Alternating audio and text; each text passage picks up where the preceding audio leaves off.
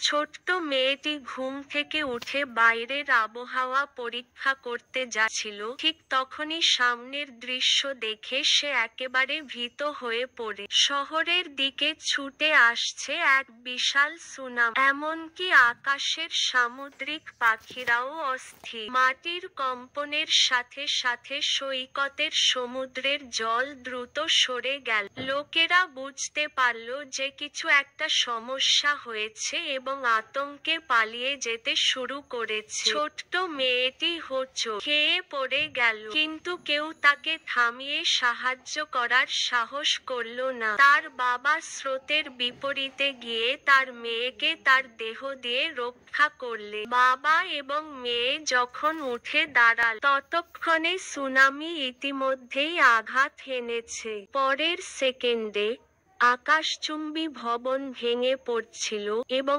সমুদ্রের জল শহরে সর্বনাশ ডেকে আনছিল, কারণ লোকেরা জলে মরিয়া হয়ে লড়াই করছিল। সুনামির পরে